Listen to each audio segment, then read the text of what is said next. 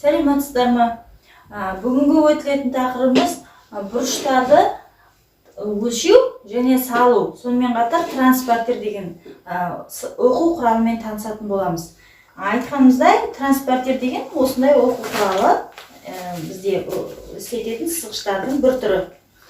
Бұл транспортер неден құралады? Жарты шеңберден құралады және сызғыштан құралады.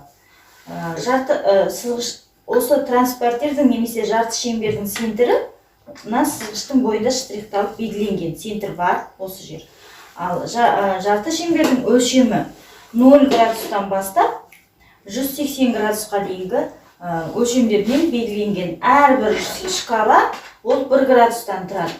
Сонда егер бұрышты осы жақ, мынау мен жақ бөлігінен 0-ден бастасақ, онда сыртымен жүріп 180 градусқа дейін барады. Немесе бұрышты кері мына жақтан бастасақ, онда ішіндегі бөлігімен айналып 180 градусқа дейін келетін өлшемдер бар.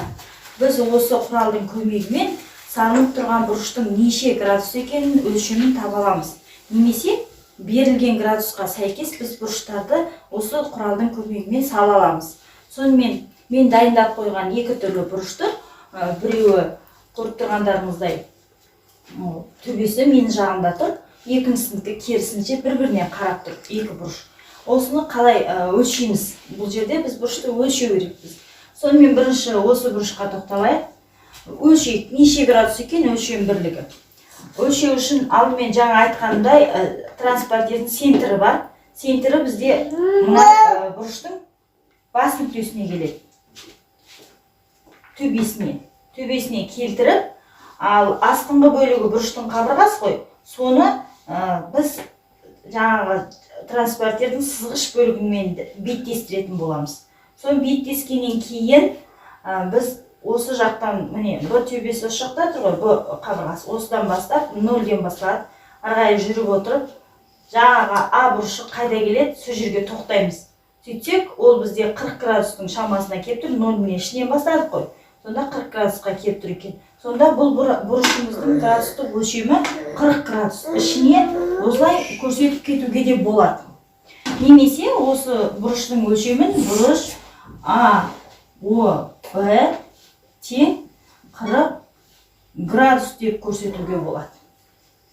Екінші бұрыш, ол енді бағыты басқаша қойылғандықтан біз транспортерді қалай қолданамыз?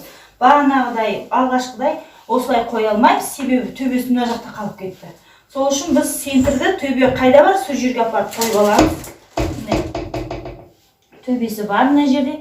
Енді келесі сызғыш бөлігі беттесетіндей астың қабырғаға келтіріп алдық қой. Енді келесі қабырға қайда барады, сол жерге барып алу керекпіз. Міне осыдан бастап, 0-ден бастап келіп, міне келесі қабырға осы тұсқа келіп нүктемен белгілеп алайын. Ол бізде 65 градусқа келіп тұр. 60 пен 70-ің дәл ортасы екен. Бұл бізде 65 градустық бұрыш екен. Бұл осы ретте біз 0-ден бастаған, ол жаңағы екі жарты шеңбердің бірліктерінің сыртындағысы. Соның 0-ден 30, 40, 50, 60, 65-ге келіп тұр. Онда бізде СО-ды бұрышымыз 65 градустық бұрыш екен. Мына жерге 65 градус деп жазуға болады. Немесе астынан айтқанымыздай СО-ды бұрышы тең 65 градус деп өлшей алады екенбіз. Бұл бізде бұрыштарды өлшеу, яғни транспортердің көмегімен бұрыштарды өлшеу.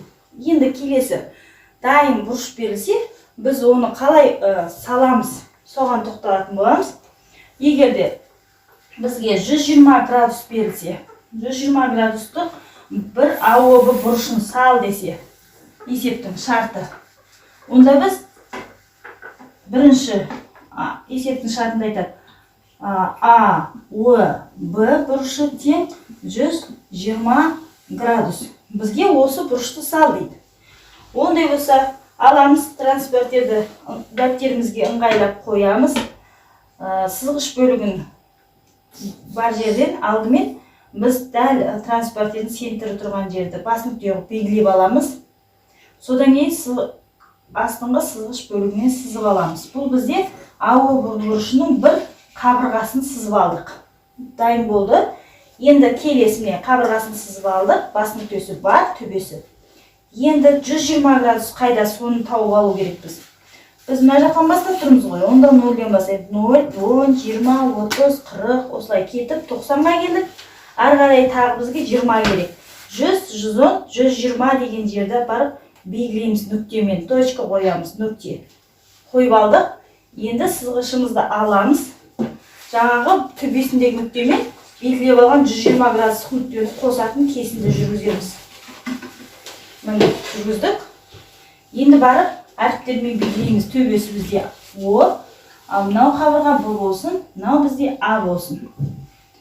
ОБ қабырғасы және ОА қабырғасы табылды.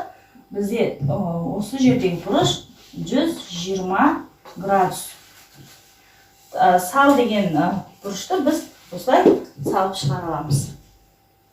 Бұл бұрышымыз көріп тұрғанымыздай доғал бұрыш.